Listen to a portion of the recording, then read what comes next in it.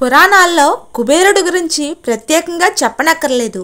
అలాంటి కుబేరుడి గర్వాన్ని ఏకదంతుడైన వినాయకుడు అణిచివేశాడు. కుబేరుడు ఎంత ధనవంతుడో అంతటి గర్వం కలిగినవాడు. ఆయనకు తన వద్ద ఉన్న ధనాన్ని అందరికీ ప్రదర్శించాలన్న కోరిక కలిగింది. ఇందుకోసం పెద్ద ఎత్తున ఒక విందుని ఏర్పాటు చేశాడు. ముందుగా పరమశివుని వద్దకు వెళ్ళి తను ఏర్పాటు చేసిన విందుకు రమ్మని ఆహ్వానించాడు. ఈ పిలుపుతోనే పరమశివుడికి కుబేరుని యొక్క గర్వం, అహంకారం అర్థమైంది.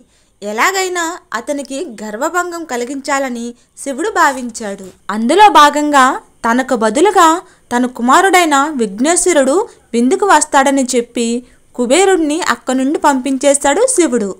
ఆ విందు రోజు రానే వచ్చింది. వినాయకుడు కుబేరుని యొక్క నివాసానికి వెళ్ళాడు. కుబేరుడు వినాయకుడిని వెంటబెట్టుకొని తన రాజమందిరాన్ని చూపిస్తూ తన ప్రభావాన్ని ప్రదర్శించసాగాడు. భవనమంతా తిరుగుతున్న వినాయకుడికి బాగా ఆకలిగా అనిపించింది. అదే మాట కుబేరుడికి చెప్పడంతో ఆయన పరిచారకులను పిలిచి గణేశుడికి అతిథి మర్యాదలు చేయమని పురమాయించాడు. పరిచారికలు వినాయకుడికి ఎంత భోజనం వడ్డించినా ఆయన ఆకలి తీరలేదు. ఆఖరికి అలకాపురిలో ఆహారం అన్నది లేకుండా పోయింది. అయినా కూడా ఆకలి తీరని వినాయకుడు కనిపించిన ప్రతి దానిని ఆరగించడం మొదలుపెట్టాడు. దాంతో భయపడిన కుబేరుడు శివుడిని శరణు కోరి వచ్చాడు.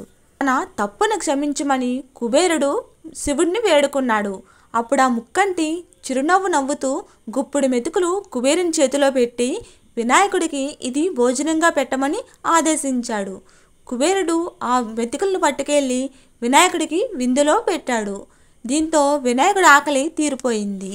అలాగే కుబేరుని గర్వాన్ని పూర్తిగా అణిచివేసిన ఘనత బొజ్జగణపయ్యకి దక్కింది.